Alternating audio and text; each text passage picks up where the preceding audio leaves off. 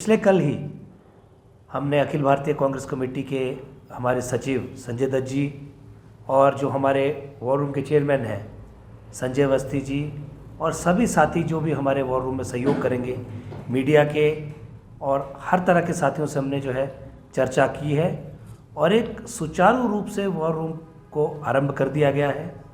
और हमारी पूरी मॉनिटरिंग है कि भारतीय जनता पार्टी ने जिस तरह से इन चुनावों का खास करके प्रचार का स्तर गिरा दिया है, जिस तरह की बयानबाजी भारतीय जनता पार्टी के प्रत्याशी और उनके नेता लगातार कर रहे हैं, उस पर भी हमारा पूरा ध्यान है। और मैं समझता हूं कि जिस तरह से भारतीय जनता पार्टी ने स्तर को गिराया है वो हिमाचल प्रदेश में निम्नतम स्तर पर पहुंच चुका है। जिस तरह की बयानबाजी भारतीय जनता पार्टी के लोग कर रहे हैं,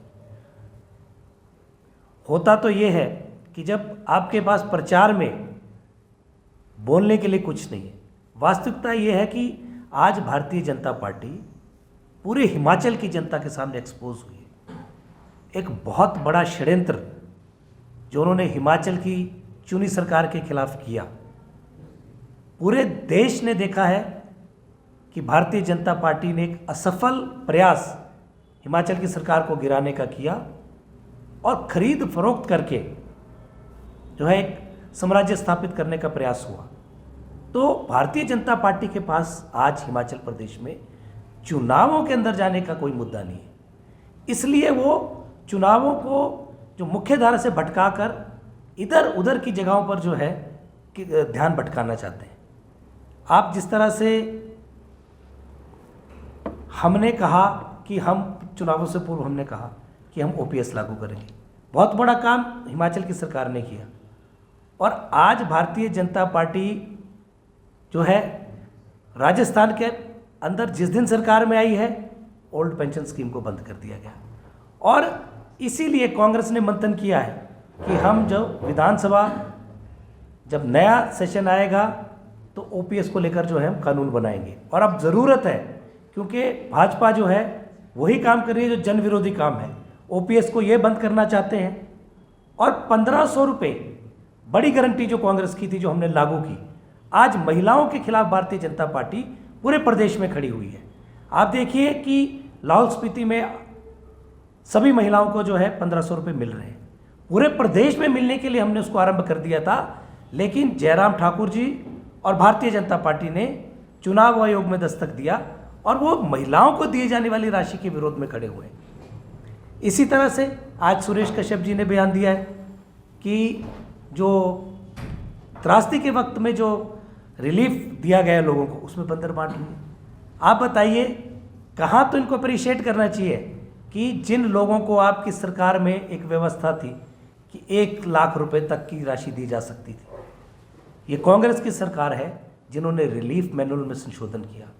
हमने संशोधन करा और 1 के बजाय 7 लाख तक लोगों को राशि मुहैया कराई।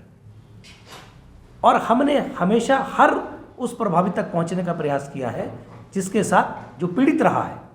तो आज भारतीय जनता पार्टी उन लोगों का भी विरोध कर रही है। तो मुझे नहीं समझ आता कि ये पार्टी किस मुंह से हिमाचल प्रदेश में वोट मांग रही है। हॉर्स ट्रेडिंग ये हिमाचल प्रदेश में करना चाहते थे, महिलाओं के 1500 रुपये इन्होंने रोके हैं, रोकने का प्रयास किया है, और ओपीएस को बंद ये करना चाहते हैं। तो किस विकास और किस चीज़ को लेकर ये हिमाचल प्रदेश में जनता के सामने जाएंगे। इसीलिए अब जो इनका प्रचार का जो तंत्र है, उन्होंने एक सुनियोजित तरीके से प्रचार की दिशा को बदलना चाहते हैं, अनगढ़ बयानबाजी करके। आप देखिए कंगना जी ने भी जिस तरह के बयान दिए हैं। आप बताइए कि प्रजातंत्र के अंदर आप किसी चुने हुए विधायक को, आप किसी चुने हुए सांसद को, जो कि प्रमुखता से हिमाचल प्रदेश के प्रमुख नेता हैं, देश के प्रमुख नेता हैं, उनके बारे में कितनी ओछी टिप्पणियां की जा रही है। और मैं उनको बताना चाहता हूं, भारतीय जनता पार्टी को भी बताना चाहता हूं कि वो जो कह रहे हैं कि पप्पू हैं, एक छोटा पप्पू एक बड़ा पप्पू है, तो हम उनको बता दें विक्रमादित्य पप्पू नहीं है, विक्रमादित्य सिंह ब्रह्मास्त्र है। वो कांग्रेस का ब्रह्मास्त्र है। और जो मुख्यमंत्री सुखविंदर सुक्खू जी और हिमाचल के उप मुख्यमंत्री मुकेश अग्निहोत्री ने चलाया है, ये वो ब्रह्मास्त्र है जिसका अंदाज़ा और जिसकी शक्ति का आंकलन भारतीय जनता पार्टी जो है अपने जब ये हारेंगे, हार के मंथन में करेगी।